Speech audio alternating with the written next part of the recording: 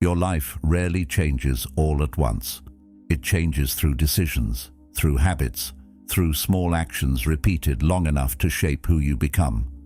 People often say it takes many days to build a habit, but a single week of deliberate action can reveal more about a person's character than months of good intentions. 7 days. That's all it takes to realize that most of what was holding me back wasn't a lack of knowledge, talent, or opportunity. It was habits, quiet habits, invisible habits, the kind that slowly shape a life while you're busy looking elsewhere. The Stoics believed a person's destiny is shaped by daily actions, not grand ambitions. Yet so many people spend years waiting for motivation, waiting for confidence, waiting for the perfect moment to begin. Meanwhile, their days are consumed by distractions, excuses, and routines that quietly lead them nowhere. The uncomfortable truth is that life rarely changes when circumstances change. Life changes when behavior changes, and once behavior changes, everything else begins to follow. There is a reason some people remain calm in chaos, focused when others are distracted, and disciplined when others give up. It is not luck, it is not talent. It is the result of small choices repeated long enough to become part of who they are. That realization changed the way I understood growth, discipline, and even myself. Because the quality of a life is rarely determined by a single decision, it is determined by the habits that quietly shape every day that follows. Small habits matter far more than they appear to. Every time a promise is broken, the mind notices. Every time an excuse replaces action, the mind notices that too. These moments may seem insignificant, but they accumulate. They shape self-perception in ways that often go unnoticed. Over time, a person begins forming conclusions about themselves based on repeated behavior, not based on intentions, not based on goals, based on evidence. The same principle works in the opposite direction. Every completed habit becomes a piece of evidence. Every act of follow-through sends a message. It says that your word means something. It says that your actions can be trusted. This kind of trust cannot be purchased, borrowed, or faked. It is built gradually, one decision at a time, one ordinary day at a time. Eventually, something remarkable begins to happen. Discipline stops feeling like punishment. It starts feeling like self-respect. The habit itself may remain small, but the identity being built around it becomes stronger. And once a person begins believing their own word, the foundation for every future change is already in place. That question carries more power than it initially seems. Most people assume that discipline exists to produce results. They believe the purpose of consistency is to achieve a desired outcome somewhere in the future. While outcomes certainly matter, something far more important happens long before any visible reward arrives. Discipline begins shaping identity. Every action becomes evidence.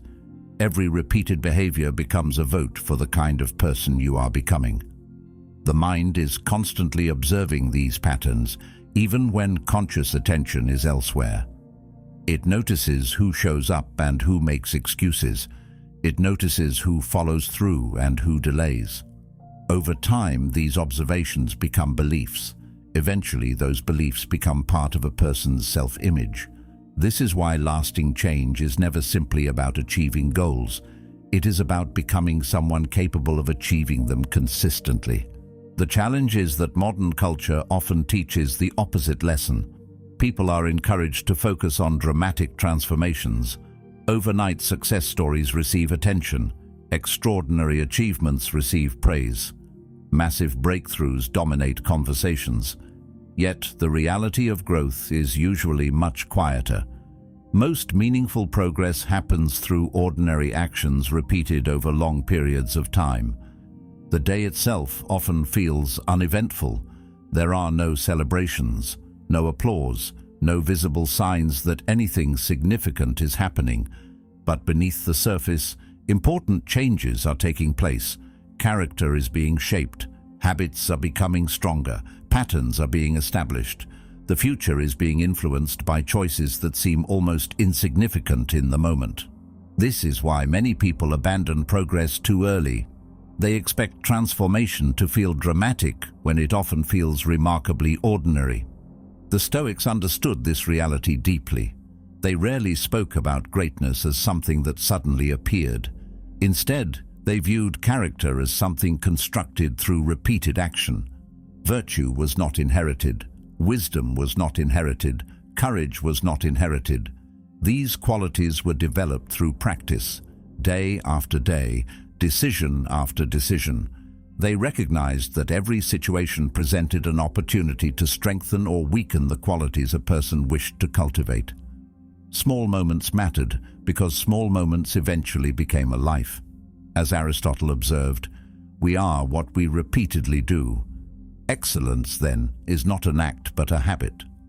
A person did not become resilient during a crisis. They became resilient through countless smaller moments that prepared them for the crisis when it eventually arrived. The same principle applies to every area of growth. The ability to remain focused, disciplined, patient, or composed is rarely created in a single moment. It is built gradually through repetition. This perspective changes the way setbacks are viewed as well. When identity becomes the focus, rather than immediate results, temporary failures lose much of their power. A missed day no longer feels like proof of inadequacy. It becomes a reminder to return to the process. There is an important difference between failing at a task and becoming a failure as a person. Yet many people confuse the two. They allow one mistake to define their entire perception of themselves. They interpret a setback as evidence that they are incapable of change. But growth does not require perfection. It requires persistence. The person who continues after a mistake often develops more strength than the person who never encountered difficulty at all. Progress is not measured by flawless execution. It is measured by the willingness to continue despite imperfection. This is where small actions reveal their true value. They create opportunities to practice consistency without becoming overwhelmed by complexity.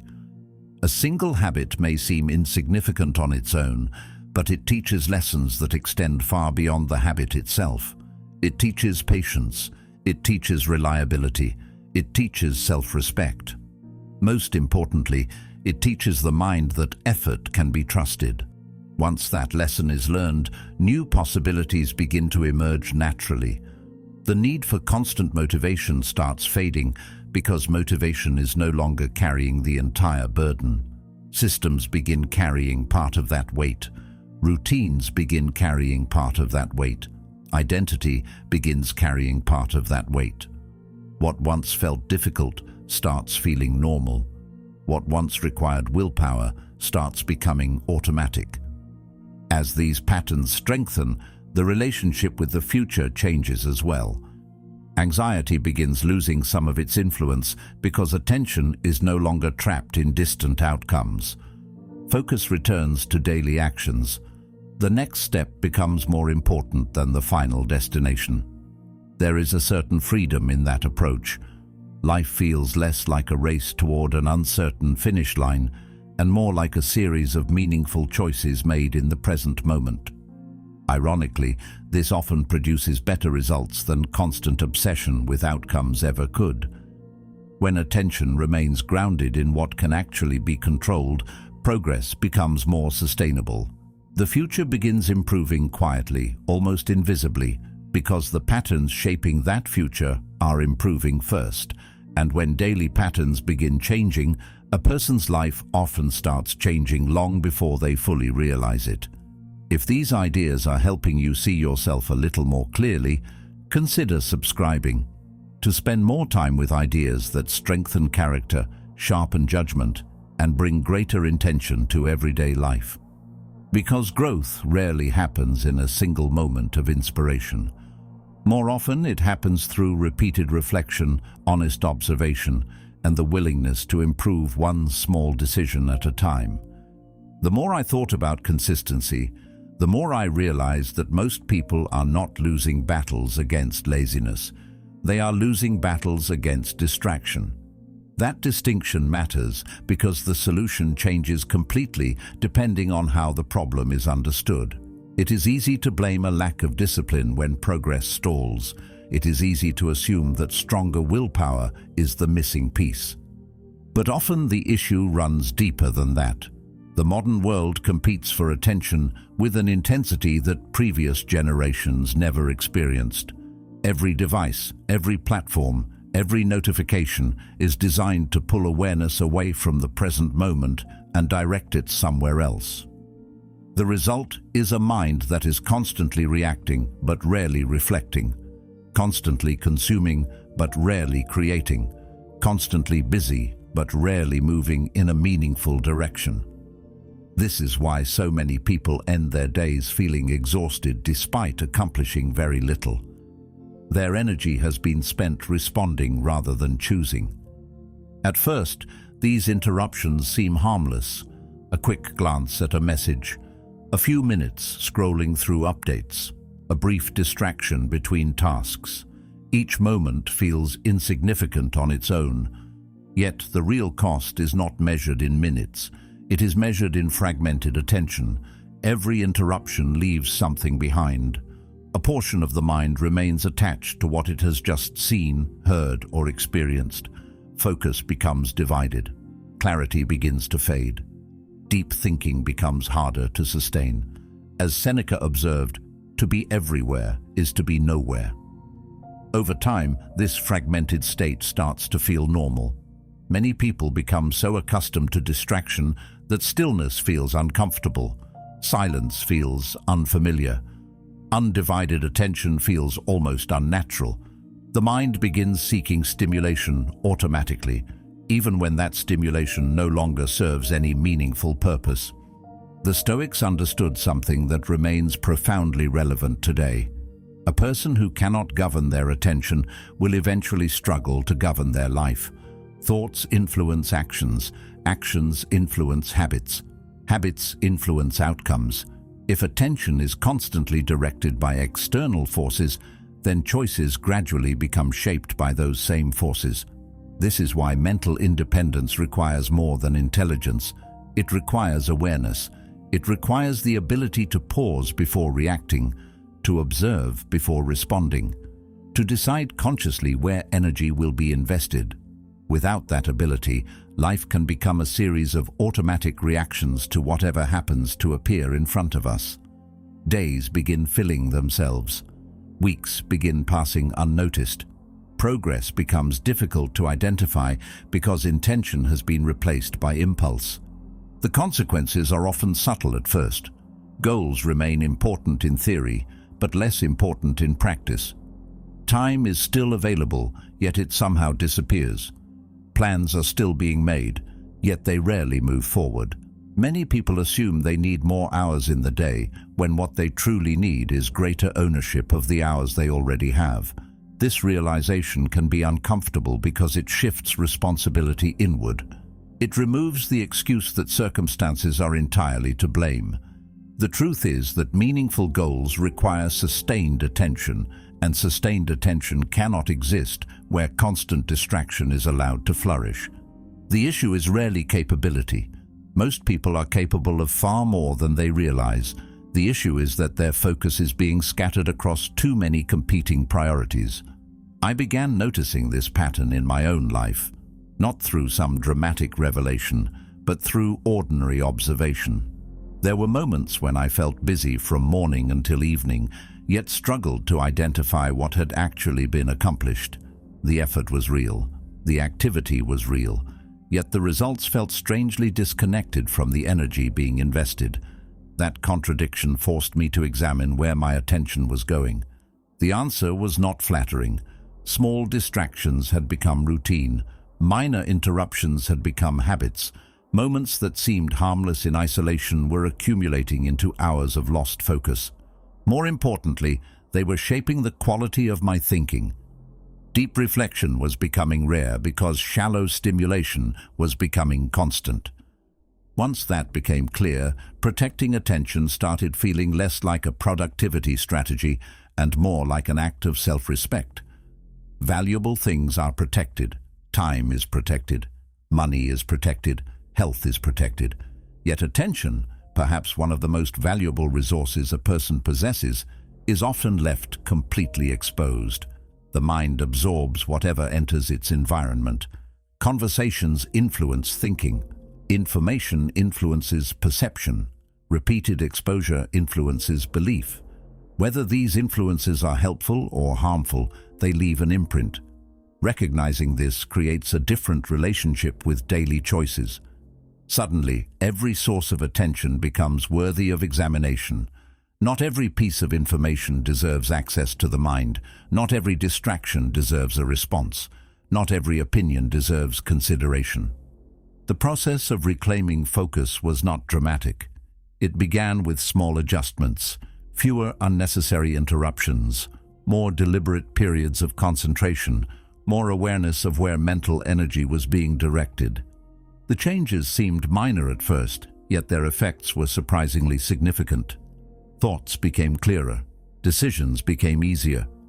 Tasks that once felt overwhelming became manageable simply because they were receiving undivided attention. It became obvious that progress had never been hiding behind some mysterious lack of ability.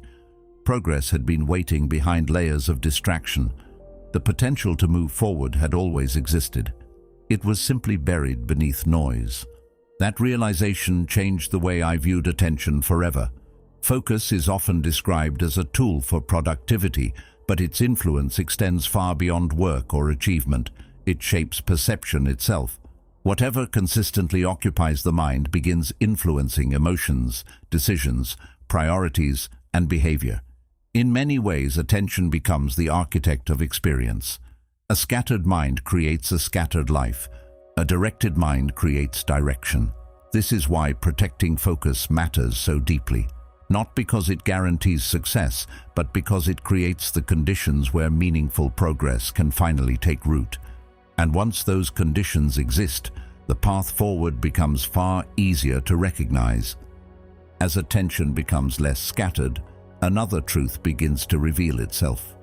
The obstacles that once seemed massive and unavoidable often look very different when examined closely. For a long time, I believed progress was being blocked by external circumstances.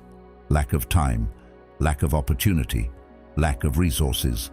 It felt reasonable to think that way because external problems are easy to identify. They are visible. They have names. They provide convenient explanations for why things are not moving forward. Yet the more honestly I observed my own behavior, the more I realized that many of the barriers standing in front of me were not outside my control at all. They existed within my own thinking. They appeared in moments of hesitation, in moments of doubt, in moments when fear quietly disguised itself as caution and convinced me to stay exactly where I was. This realization was not particularly comfortable. Most people would rather believe that circumstances are responsible for their lack of progress because circumstances feel easier to blame. When the obstacle exists outside of you, responsibility can be postponed. Change can be delayed. Action can wait for better conditions. But when the obstacle is internal, the conversation becomes different. Suddenly, there are fewer excuses available. The mind begins confronting patterns it would rather avoid. Patterns that have existed for years, sometimes for decades. Fear of failure, fear of judgment, fear of making the wrong decision, fear of discovering that an effort may not produce the desired result. These fears rarely announce themselves openly. Instead, they appear in subtle ways. They encourage delay. They encourage overthinking. They encourage endless preparation without meaningful action. The Stoics recognized this tendency long ago. They understood that the human mind often creates suffering long before reality provides any reason for it. A person imagines future problems and begins experiencing the emotional weight of those problems as if they have already happened. The body reacts, the emotions respond, anxiety grows. Yet the event being feared may never occur. In many cases, the imagined outcome is far worse than reality itself. This creates a strange situation where a person becomes trapped by possibilities rather than facts. Energy is spent fighting battles that exist only in anticipation. Days become consumed by worries that have no physical presence beyond the mind creating them. The result is paralysis disguised as caution. When viewed from a distance, it becomes obvious how many opportunities disappear because of imagined outcomes. Projects remain unfinished because someone fears criticism. Conversations never happen because someone fears rejection. Goals remain untouched because someone fears failure. Entire chapters of life remain unwritten because uncertainty feels uncomfortable. Yet uncertainty is present in nearly everything worthwhile. There is no meaningful pursuit that arrives with guarantees attached. No important decision comes with complete certainty. As Seneca wrote, we suffer more often in imagination than in reality. Waiting for certainty often means waiting forever. The future remains unknown regardless of how much thought is devoted to predicting it. The question is not whether uncertainty will exist. It will. The question is whether uncertainty will be allowed to decide the direction of a life. For years, I believed confidence would eventually arrive and make action easier. I treated confidence as a prerequisite, something that needed to be obtained before difficult steps could be taken. The logic seemed sensible at the time. Build confidence first, then take action. Feel ready first, then move forward. Yet experience repeatedly proved the opposite.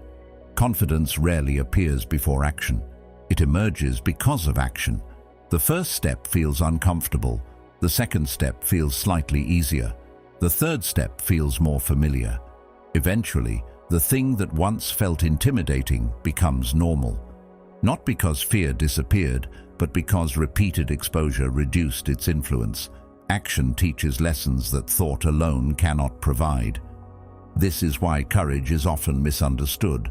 Many people assume courage means operating without fear.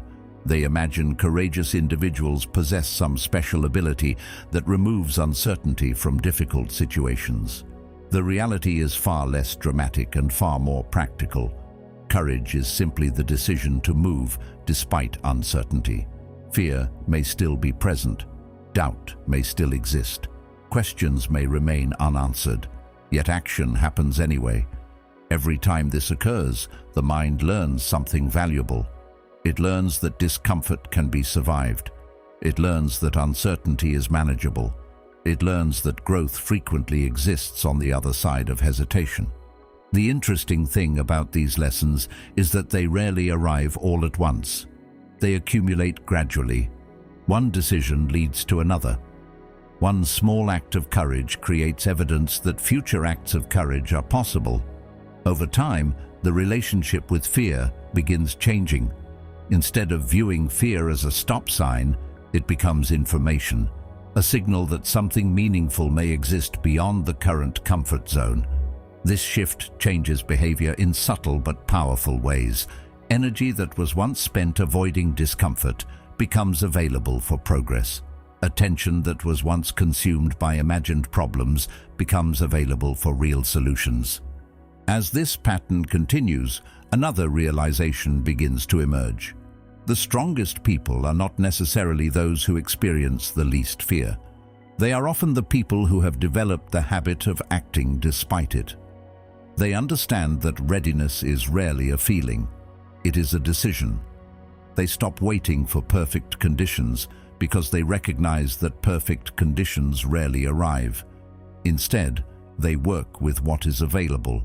They take the next step they can see, then the next, then the next. Through this process, confidence grows naturally because it is being built on evidence rather than hope. That evidence becomes difficult to ignore. Every challenge faced directly becomes proof of capability. Every obstacle navigated becomes proof of adaptability. Every uncertain situation survived becomes proof that the mind is stronger than it first believed. As Epictetus reminded us, difficulties show what men are. Gradually, the focus shifts away from fear itself and toward the person being shaped through the process. This is where meaningful growth often begins. Not when uncertainty disappears, but when uncertainty loses its ability to dictate behavior. The path forward becomes clearer because action has replaced hesitation. And once movement begins, possibilities that once seemed distant start feeling remarkably close. As these changes continued to unfold, I began noticing something that I had overlooked for years. My energy was different, not dramatically different overnight, but noticeably different in a way that affected almost every part of my day. Tasks that once felt heavier seemed easier to approach. Decisions that used to require constant effort felt less draining. Even moments of frustration seemed easier to manage. At first, I assumed this change was coming from better habits or improved focus alone, but the deeper I looked, the clearer the real reason became. I had finally stopped treating my body as something separate from my goals. For a long time, I viewed physical well-being as a secondary concern, something to address later, after work was finished, after responsibilities were handled, after more important priorities were taken care of. Yet that way of thinking quietly created problems I did not fully understand at the time. I was expecting strong performance from a system that was receiving very little support. This is a mistake many people make without realizing it. They pursue productivity while neglecting recovery.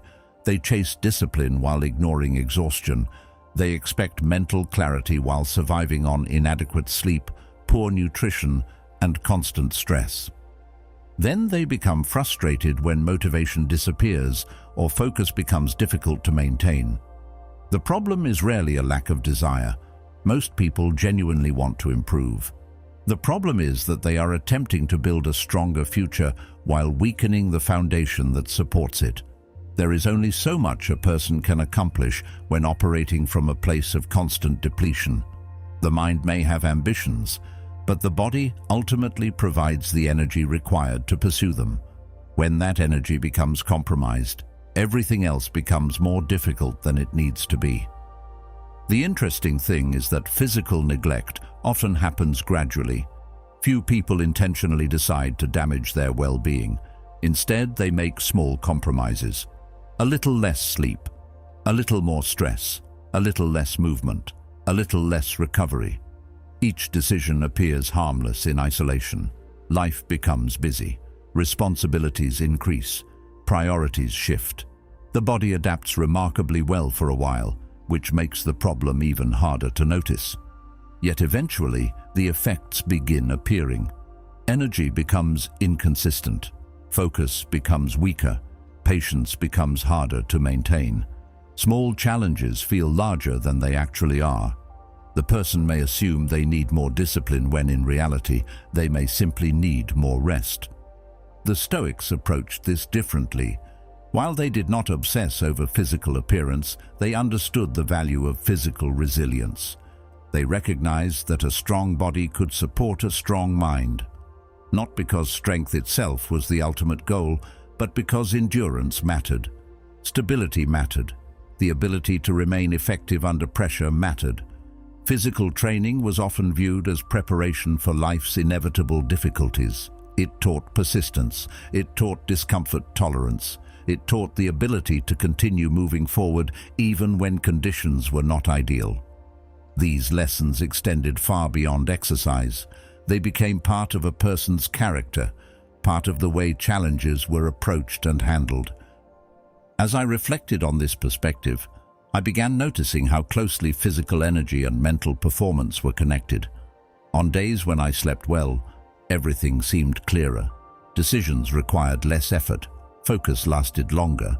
Emotional reactions became easier to manage. On days when rest was neglected, the opposite often occurred. Minor frustrations felt larger.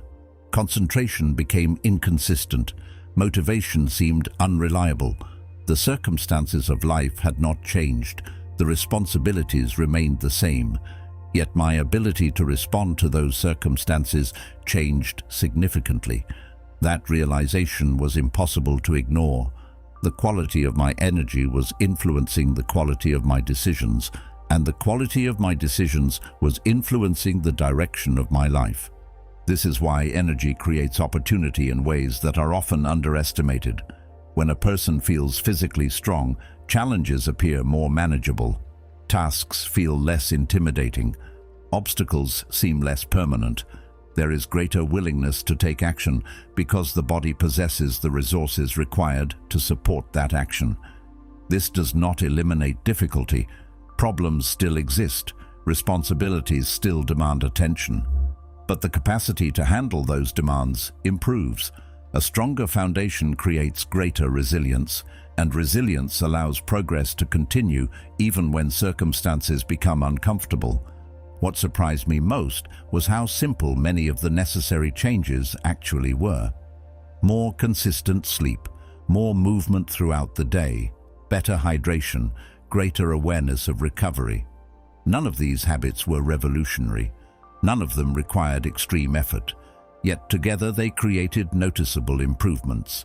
The body responded positively because it was finally receiving what it needed, rather than being expected to operate indefinitely under strain. The improvements extended beyond physical well-being. Focus improved, patience improved, consistency improved. Habits that once felt difficult began requiring less effort because the energy needed to support them was finally available. There is a tendency in modern culture to search for complex solutions to problems that often have simple foundations. People look for advanced strategies while overlooking basic necessities. They search for motivation while neglecting sleep. They search for productivity while neglecting recovery. They search for discipline while neglecting health. Yet sustainable growth rarely emerges from constant exhaustion. It emerges from balance, from respecting the systems that make progress possible in the first place. The longer I observed this connection, the more obvious it became that physical well-being was never separate from personal growth. It was part of it. Every goal depended upon energy. Every habit depended upon energy. Every decision depended upon energy. When that energy improved, opportunities seemed to appear more frequently, not because life had changed, but because I was better equipped to engage with it. The same challenges existed. The same responsibilities remained. The difference was that I now had the strength to meet them with greater clarity, greater consistency, and far less resistance than before. As momentum began building, I discovered something that seemed obvious once I saw it, yet had escaped my attention for years. Most people are making more progress than they believe they are. The problem is not always a lack of growth. The problem is a lack of recognition. There is a tendency to become so focused on the destination that every step along the way feels insignificant. The mind keeps shifting its attention toward what remains unfinished. Goals become moving targets. Standards become increasingly difficult to satisfy. No matter how much progress is made, attention quickly moves to the next problem, the next challenge, the next gap between where life is and where life could be. At first, this approach appears productive. It creates pressure to improve. It creates urgency. Yet it also creates a strange blindness. A person can be moving forward consistently while feeling as though nothing is changing at all. This pattern is more common than most people realize. Someone develops healthier habits but focuses only on the weight they have not yet lost. Someone becomes more disciplined but notices only the moments they fall short. Someone improves their focus but remains frustrated by occasional distractions. The mind becomes trained to search for deficiencies instead of evidence of growth. Over time, this creates an unfair relationship with progress. Achievements are minimized. Improvements are dismissed. Victories are treated as expectations rather than accomplishments. The result is a constant feeling of inadequacy, even when meaningful changes are taking place. A person can spend years improving while still feeling stuck because they never pause long enough to recognize how far they have already come. The Stoics understood the importance of reflection for precisely this reason. They recognized that growth requires awareness. Without awareness, progress remains invisible. Without reflection, lessons remain incomplete. Many of them practiced a simple routine at the end of the day. They reviewed their actions honestly. They examined their choices. They considered where they had succeeded and where they could improve. Importantly, this was not done as a form of self-punishment. It was not an exercise in criticism. It was an exercise in learning. The purpose was not to condemn mistakes, but to understand them. The purpose was not to chase perfection, but to cultivate wisdom. By observing their own behavior consistently, they developed a clearer understanding of themselves. This idea began changing the way I measured my own progress. Instead of focusing exclusively on distant outcomes, I started paying attention to daily actions. The shift was subtle, but it transformed the entire experience of growth. Rather than asking whether I had reached a major goal, I began asking whether I had improved in some small way. Did I keep a promise I made to myself? Did I remain focused when distraction appeared? Did I respond calmly to a difficult situation? Did I choose discipline over comfort when given the opportunity? The answers were often simple. Sometimes they seemed almost insignificant.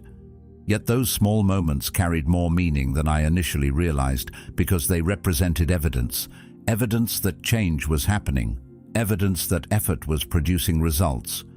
The more I paid attention to these small victories, the more I noticed how easily they had been overlooked in the past. Human beings often reserve celebration for dramatic achievements, promotions, milestones, major breakthroughs.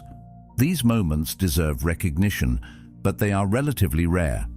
Daily life is shaped by much smaller decisions, a difficult conversation handled with maturity, a healthy choice made when no one was watching, a commitment honored despite inconvenience. These moments rarely receive applause, yet they are often responsible for creating the larger achievements that eventually arrive. The visible outcome may receive attention, but it is usually built upon hundreds of invisible decisions that came before it.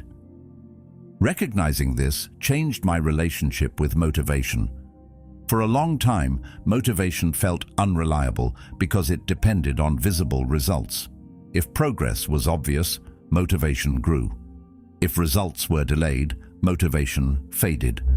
But reflection created a different source of encouragement. It revealed evidence that change was happening even when external outcomes had not yet caught up. As Marcus Aurelius wrote, "Waste no more time arguing what a good man should be. Be one." That perspective made consistency easier to maintain because progress no longer depended entirely on future rewards. Progress could be found in the present moment, in behavior, in the growing ability to act according to values rather than impulses. And that realization created a sense of stability that motivation alone could never provide. There is also something powerful about ending a day with evidence rather than assumptions. Many people go to sleep carrying vague feelings of disappointment. They remember what they failed to accomplish. They remember mistakes. They remember unfinished tasks. Yet memory has a tendency to distort reality when left unchecked. Reflection provides balance. It creates an opportunity to acknowledge effort honestly, not to exaggerate accomplishments, not to ignore shortcomings, simply to see the day clearly. When viewed through that lens, progress becomes easier to recognize. A difficult day may still contain valuable lessons. A challenging week may still contain meaningful growth. Improvement becomes visible because attention is finally directed toward it. Over time, these observations begin accumulating. Individual victories may seem small, but their effects compound. A person who consistently recognizes progress develops a healthier relationship with growth itself. They become less dependent on external validation because they can see their own development. They become less discouraged by temporary setbacks because they possess evidence of their ability to continue moving forward. Most importantly, they begin building something deeper than motivation. Motivation fluctuates. Enthusiasm comes and goes. External circumstances change. Self-respect operates differently. It grows through repeated acts of integrity, through repeated demonstrations that actions align with intentions, through repeated proof that commitments matter. Eventually, the collection of small victories forms a larger story, not a story of perfection, but a story of effort, a story of persistence, a story of gradual improvement built through countless ordinary moments. The person looking back can see more than isolated successes. They can see a pattern. They can see growth unfolding across days, weeks, and months. And once that pattern becomes visible, confidence begins resting on something much stronger than temporary emotion. It rests on evidence. The quiet evidence created by showing up consistently, learning continuously, and refusing to ignore the progress that was there all along. As all of these lessons began connecting together, a deeper realization slowly emerged. None of these habits were really about productivity in the way I had once imagined. They were never about checking more boxes, completing more tasks, or squeezing every possible ounce of efficiency from the day. In fact, the more I reflected on the changes taking place, the more I understood that productivity was simply a byproduct. Something else was happening beneath the surface, something far more important. The habits were teaching me how to regain ownership over parts of my life that had gradually been handed away without realizing it.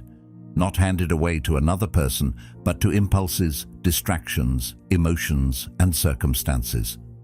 Little by little, choices that should have been deliberate had become automatic. Reactions that should have been examined had become habitual. Days that should have been guided by intention had become guided by momentum. The habits were not changing my schedule as much as they were changing my relationship with myself. This idea sits at the heart of something the Stoics understood remarkably well. They believed that freedom was often misunderstood. Most people imagine freedom as the ability to do whatever they want, whenever they want. Yet that definition quickly begins to fall apart when examined closely. A person who cannot control their impulses is not truly free.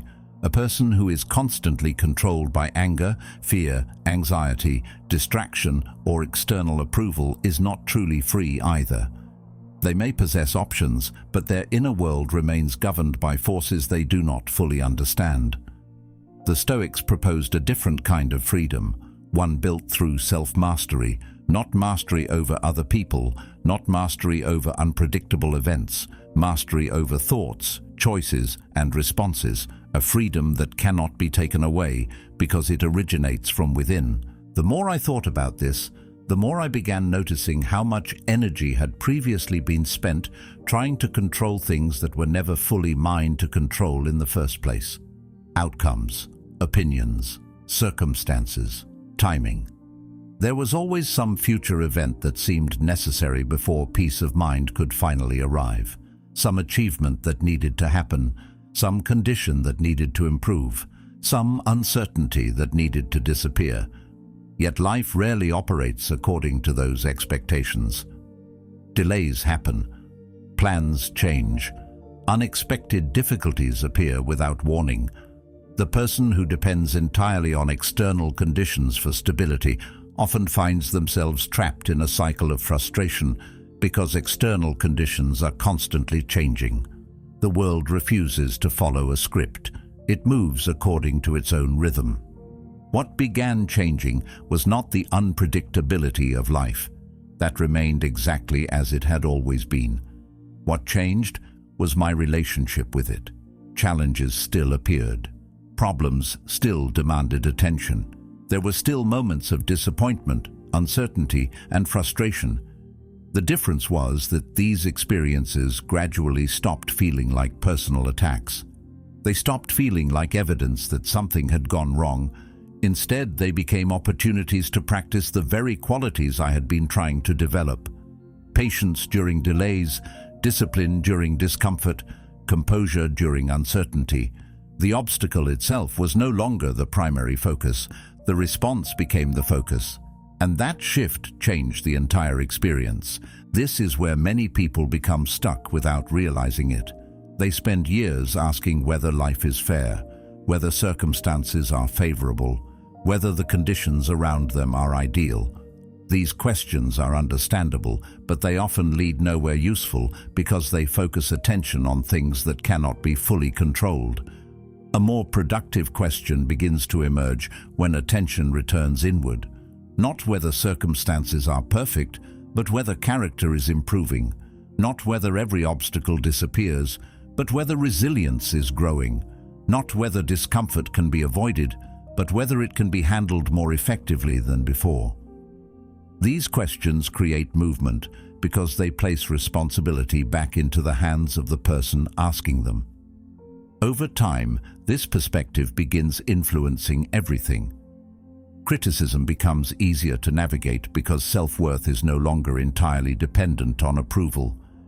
Delays become easier to tolerate because progress is measured by effort rather than immediate outcomes. Difficult conversations become less intimidating because discomfort is no longer treated as something that must always be avoided.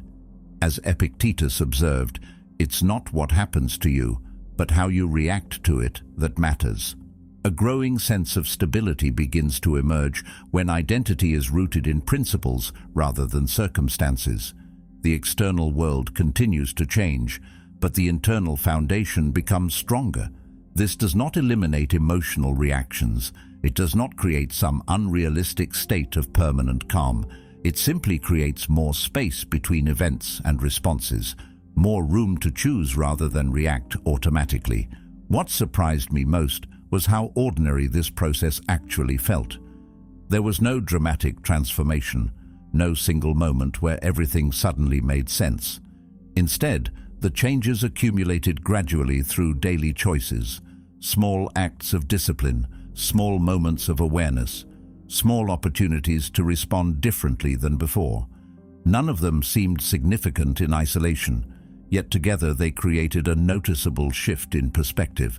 Life stopped feeling like something that was happening to me and started feeling like something I was actively participating in. The difference may sound subtle, but its effects were profound. Eventually, obstacles began looking different as well. Not because they became easier, but because they were being interpreted differently. Difficult situations no longer appeared solely as interruptions to progress. They became part of the process itself. Every challenge contained an opportunity to practice patience. Every setback contained an opportunity to practice persistence. Every disappointment contained an opportunity to practice perspective. The obstacle and the training became inseparable. Growth was no longer postponed until difficulties disappeared. Growth was happening through the difficulties. That realization may be the most valuable lesson of all. Every day presents another opportunity to strengthen the qualities that matter most, not through grand gestures or dramatic transformations, but through ordinary decisions repeated consistently over time. The world will always contain uncertainty. Circumstances will continue changing. Challenges will continue appearing. Yet a person who develops mastery over their own responses carries something far more valuable than certainty. They carry stability. And from that stability comes a kind of freedom that no external success can fully provide, because it is built upon something that remains available regardless of what the world decides to do next. A better life is rarely built through one extraordinary moment. It is built through ordinary moments, repeated with intention. One decision, one habit, one act of discipline at a time. The person you become tomorrow is being shaped by the choices you make today, even when nobody else can see them. If something in this reflection resonated with you, don't let it end here. Choose one of the videos on your screen and continue the journey. Every lesson is another opportunity to strengthen your mind, deepen your perspective, and move closer to the person you're capable of becoming. Thank you for spending this time with Stoic Journal. More importantly, thank you for investing in yourself. Until next time, stay patient, stay disciplined, and remember, character is built in the moments most people overlook.